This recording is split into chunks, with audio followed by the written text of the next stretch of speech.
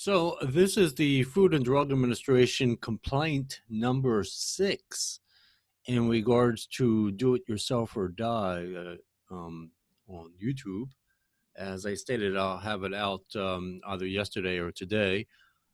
Right after this video, I will submit this to the Food and Drug Administration and all the attachments. Now, the attachments I'm not going to show you because it has a lot of private information on there, and so I can't show you that. And I also, of course, as you ought to know by now, I have, um, as far as the companies themselves, I left that intact. But as far as what you could see, as far as do it yourself or dies, personal information that you will not see.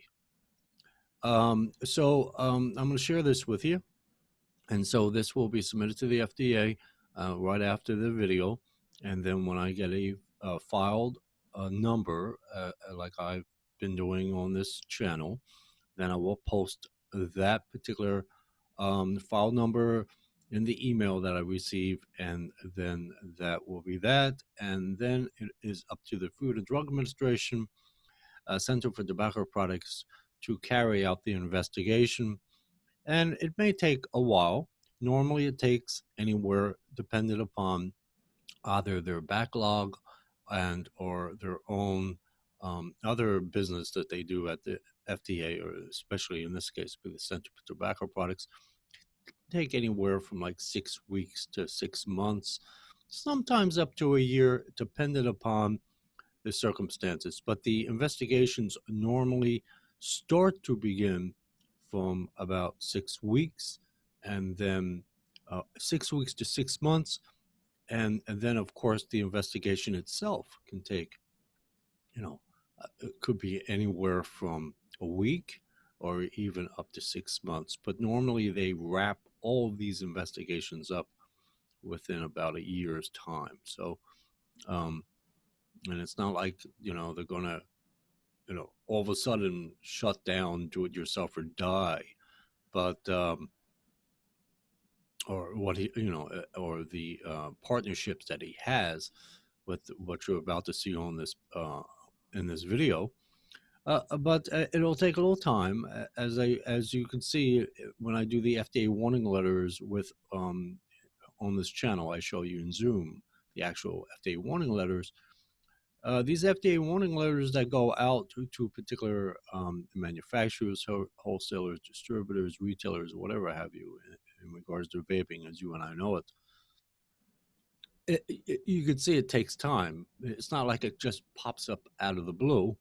It takes time for them to complete an investigation. And the main reason why the Food and Drug Administration, Center for Tobacco Products, take their time, especially with investigations, is because if let's say a manufacturer retailer, if they do not comply within that 15 working days, which amount to about 3 weeks, and correct the situation, then it goes to a court of law for a no sales tobacco order, so you can't sell any of your vapor products, or fines, or it depends on how egregious the problem is, or multiple infractions, or violations. You can even wind up doing prison time. There's criminal prosecution involved, as well as civil penalties.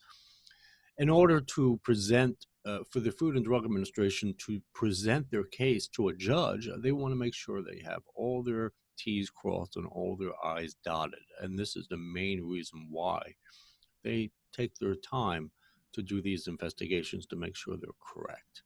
Because an FDA warning letter is considered a legal document, and they want to make sure everything's in order. And they have, and not only that, when they do their investigations, you won't even know what goes on. They might appear as a customer out of the blue. They may go to your website to even purchase a product. They may even sample the product or test it or whatever have you. And then before you know it, you get an FDA warning letter, and that kicks off that legal process. It's not enforcement yet. Enforcement is through a judge. Only a judge can enforce but the FDA warning letter does kick off the legal process. So anyway, enough of that said. I will now share the this particular FDA complaint number 6 with you. Like I said, I took some information out of it because it's personal, private information, which I refuse to share with any of you guys on YouTube. And but you get the gist of it. You get about, in this particular situation, you get about 90% of what the FDA will also receive, and that 10% is that private uh, information, not only contained in this particular complaint, but also mainly in the attachments. Anyway, so this is June 25th, 2019, Food and Drug Administration Center for Tobacco Products. To whom it may concern, I would like to bring this complaint from a concerned consumer to the attention of the United States Food and Drug Administration Center for Tobacco Products. Domestic and foreign companies which are manufacturing, retailing, marketing, advertising, wholesaling, distributing, importing, and or exporting vapor products, electronic nicotine delivery system, ends, or tobacco products, specifically components, which have manufactured finished product dates post August 8, 2016 without FDA marketing orders. And this is one of my, in fact, this was really like one of the most difficult ones I've ever done.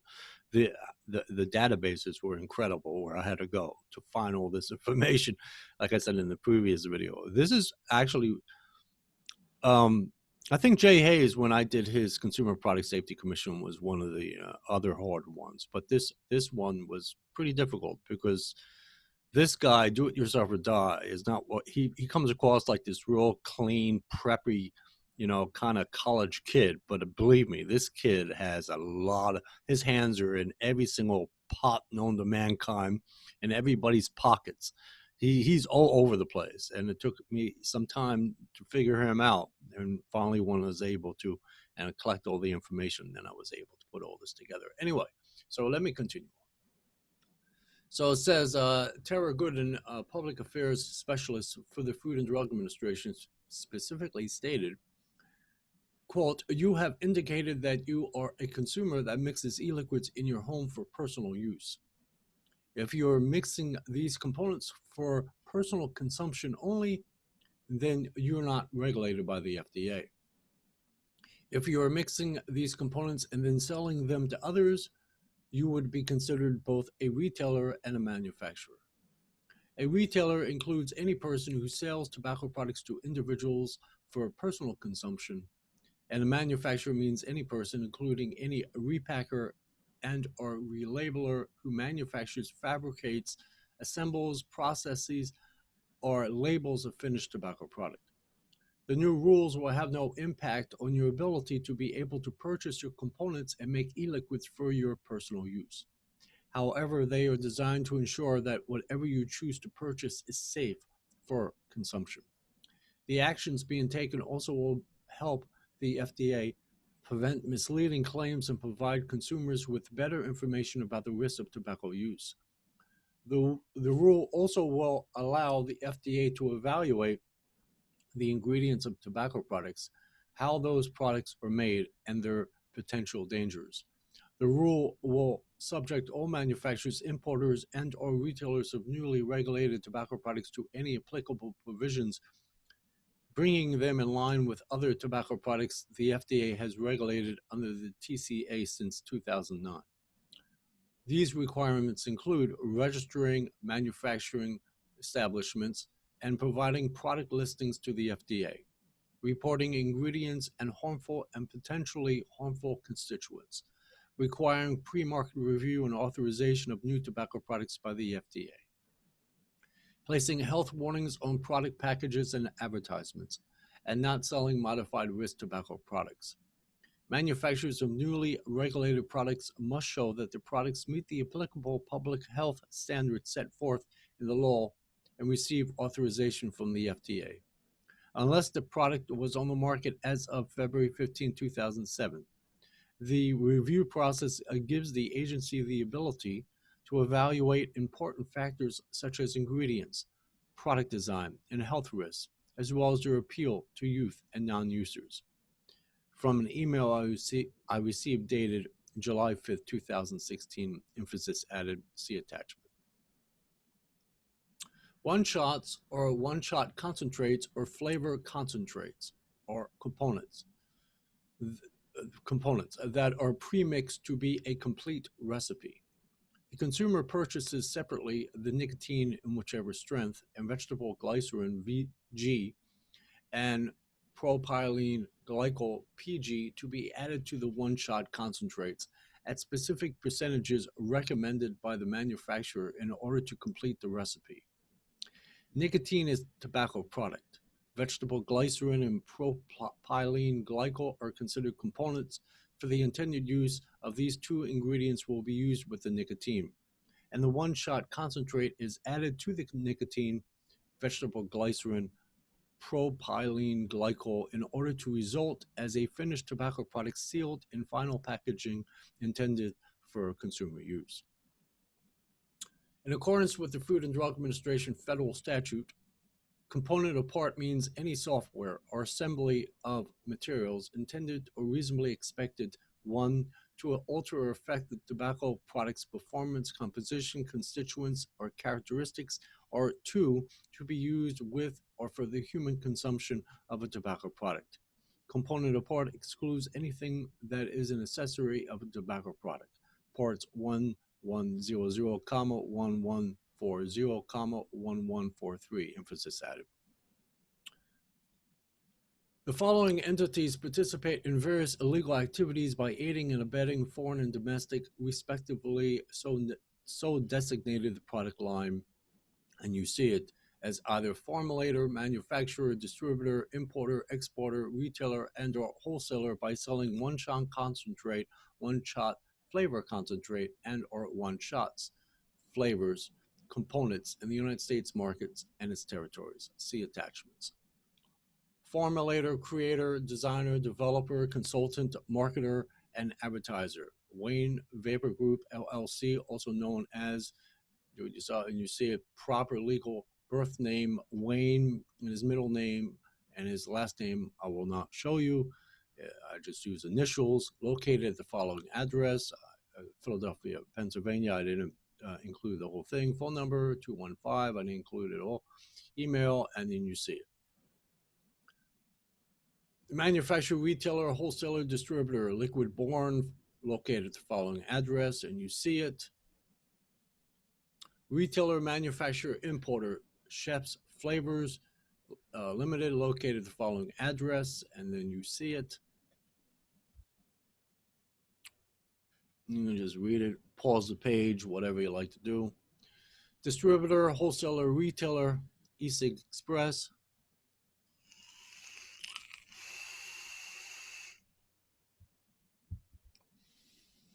Distributor, retailer, manufacturer, Mr. Hardwick's. A manufacturer of the flavor mill. So the following website links show the Walker Vapor Group, LLC, vast array of one-shot concentrates commercially sold. So you have the eSig Express USA and then all the links. Liquid Born USA, all the links, and Chef Flavors UK, all the links.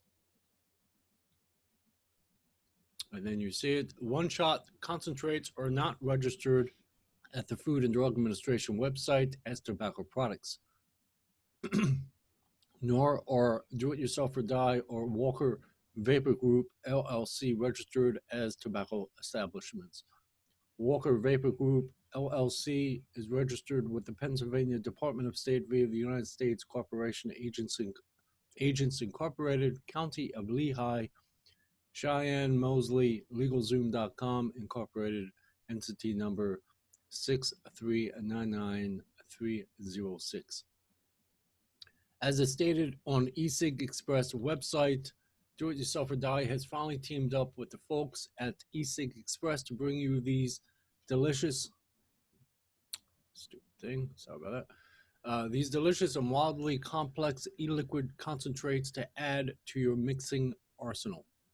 Wayne from Do It Yourself or Die gained notoriety from his popular and critically acclaimed recipes under the pseudonym When You Have Do It Yourself's biggest name and e-cig express Do It Yourself's favorite vendor come together, you get one of the most innovative and impressive products on the market. Emphasis added. As is stated on Do It Yourself or Die website, garnering 300,000 plus and growing unique views a month on the website, nearly 30,000 subscribers on the YouTube channel, over 2,500 paid subscribers on the website. Do It Yourself Die Vaping.com became an industry leader in the electronic cigarette industry over the past 2 years. Do It Yourself or Die is the motor of the Do It Yourself vapor industry, giving hundreds of thousands a chance to quit smoking efficiently, creatively, and cost effectively. Emphasis added. The above listed examples show the intent and reckless disregard of the federal statute, the Family Smoking Prevention Tobacco Control Act of 2009, as well as the FDA final rule, because the above listed products, one-shot concentrates from the Walker Vapor Group LLC or Do It Yourself or Die, have manufactured finished product dates post August date 2016 without any product reviews. That is, pre-market tobacco application, substantial equivalence exemption from substantial equivalence, and or certification for 0 milligrams nicotine by the Food Drug Administration and or the Center for Tobacco Products. And then you could read that on your own. As I take a vape.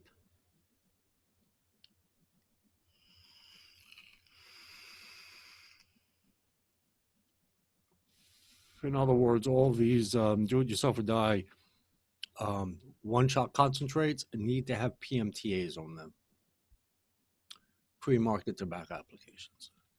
And then you see that. You can pause the page and read it.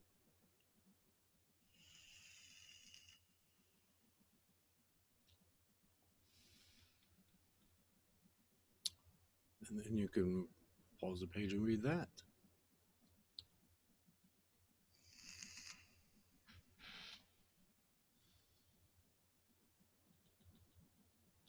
Page and read that.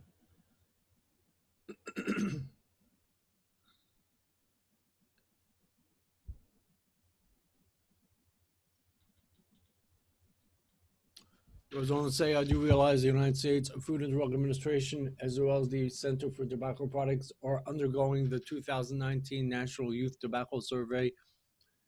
So I do not expect the FDA or the CTP to act on this complaint in the short term unless the FDA and CTP deems it appropriate to do so. But in the very least, the FDA and the CTP will have this information regarding Walker Vapor Group, LLC, and the above listed entities' YouTube username DIY- and I leave that out on file in case the FDA and or the CTP decides to enforce the pre-market tobacco application statutes, that is new tobacco products. And you can read that.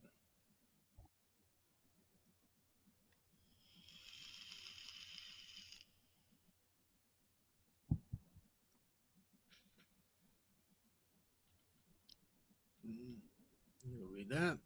If upon further examination the FDA CTP determines to take any other action, I'll leave this to the sole discretion of the Food and Drug Administration and or the Center for Tobacco Products. Thank you for your attention to this matter. You may contact me via the address listed above at your own convenience. I certify that the above statements are true to the best of my knowledge and belief. I further state that if any of the above statements are made by me or maliciously false, I'm subject to punishment by law. And then respectfully submitted you. Whatever. So that is the complaint. It took me a bit of time to gather all that information because I had to go over so many databases. Those foreign databases can be a big pain in the rear end, but I was able to pull it off. Anyway, I will submit this to the Food and Drug Administration Center for Tobacco Products within the next hour. And it takes about a day or so, up to about anywhere from 24 to 48 hours for me to get the filed number. And then I'll put a little video up and show you that. Hopefully I don't have to do any more of these. If there are any of these new products that come out on any of the YouTube channels, let alone I am still working on all of these retailers and manufacturers located in the United States and its territories. It's taken me some time to do, but I am still working on that to collect every single solitary online and offline, especially offline retail shop is very difficult. Some states some states have, hundreds of cities you have to go to. So it takes a bit of time, but I'll eventually get it done. It's just taking a very, very long time to pull it off.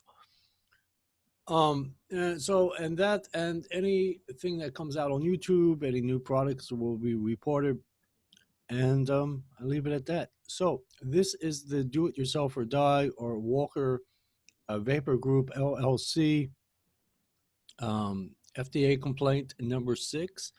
I hope I don't see any more of these, but I probably will, and I will do those particular complaints and submit them to the Food and Drug Administration and the Center or the Center for Tobacco Products. And on that point, you guys have a good one. A boy, a boy.